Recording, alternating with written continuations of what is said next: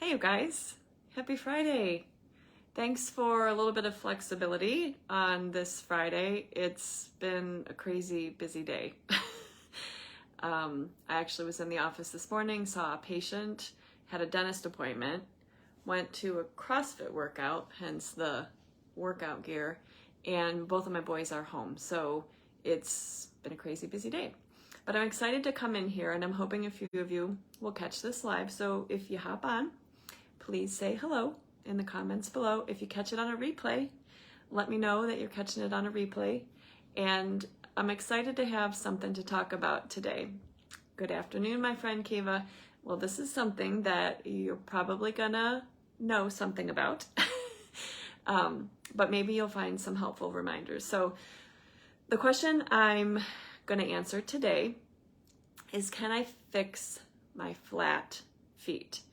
And the quick answer that I'm going to give you is, I do believe so. More importantly, today we're going to talk about why you need to fix your flat feet. So it's a very common condition that brings patients into the office, not the flat feet. Usually I see a patient, sometimes they come in from a podiatrist with a referral. Sometimes they have just been experiencing pain on their own, but it is oftentimes pain in the foot, like a plantar fasciitis, or pain with one of the tendons that wraps around the inside of the arch called the posterior tibialis tendon. And when people have flat feet, usually pain is what brings them in to see me. It's also an issue that I see in many of my student athletes. Their feet may not actually be the problem, but they are a problem that is contributing to something that's going on further up in the chain. So we'll talk a little bit more about that. So why is this important? Because your foot is literally the first thing that contacts the ground when you walk. If you have a pronated foot or a flat foot, it means that when you stand, your arches are low or actually sometimes on the ground.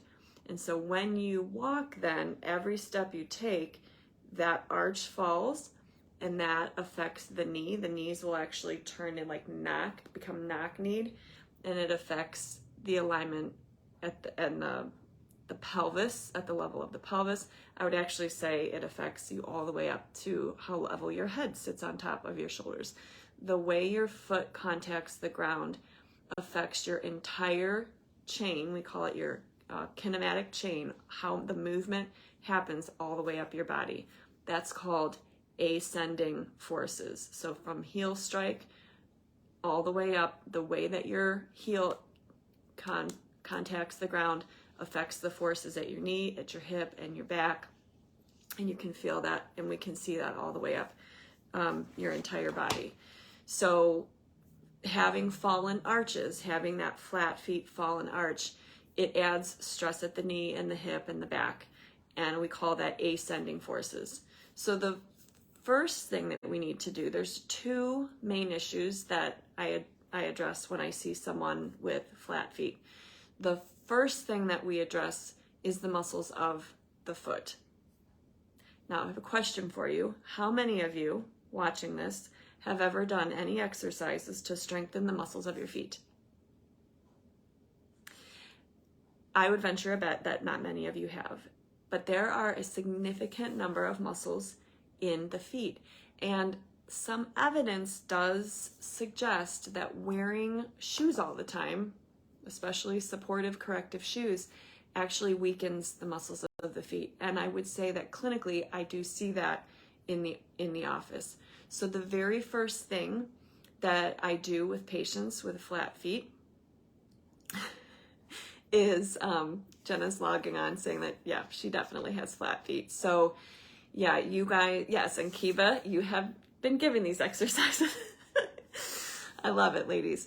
So the very first thing that we're going to do is we're going to strengthen the muscles of your feet.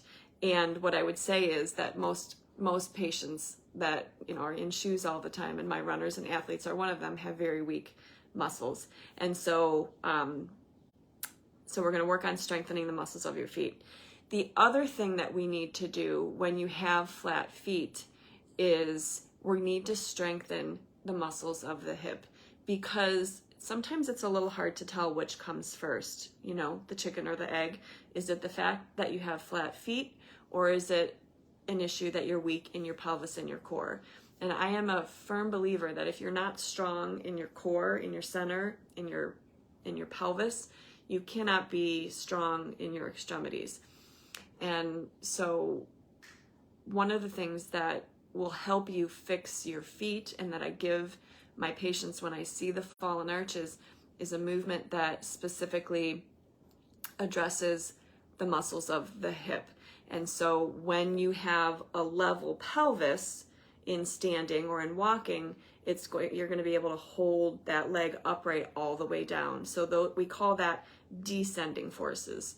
So you have forces acting from the ground up when you walk, that's ascending, and then you also have forces from above down, that's called descending forces, and that's the weakness in the hips and the core specifically that we see. And both of those things together act on the feet, act on the knees, act on the hip. You just replace the body part. The lower body is affected by both of those things. So do I think you can fix your flat feet? Yes. And I have it's basically a checklist, or an ebook basically that we are working on for you guys. And it's going to be my top 10 exercises to fix your flat feet. And so what I would like to do is invite you, if you're interested in getting that pamphlet or booklet or PDF, if you're interested in getting that checklist with my top 10 exercises that are going to affect, we're going to work on your feet and we're going to work on your core. If you're interested in that, then in the comments below this, I want you just to write the words flat feet, and we will work on getting that to you as soon as possible. So you guys let me know if this was helpful. I love having the questions, so please keep them coming. For those of you that were able to hop on live, thank you for watching. If anybody has any questions, I'm happy to, I'm happy to stay on for a few minutes and answer them. And if not, then we will be back next Friday. We'll go back to noon next Friday, hopefully. And yeah, you're welcome. So Kiva, make sure you might find some things for that you don't know or that we haven't done. So if you want to get that, I'll send that to you. Flip-flops. Well, my Jenna, the flip-flops that you wear, I would say, are bad for your flat feet. That's a very good question. So I love my flip-flops, and I actually have one flat foot and one higher arch. I don't know why that happened. After kids, it changed, but there is a brand of sandal that I wear. They're called Vionics. You can get them online, and you can find them in stores like Dillard's, and they have a non-custom footbed to them. So there's a little bit of an arch in that flip-flop, and I feel like that gives me a little bit of support for my feet.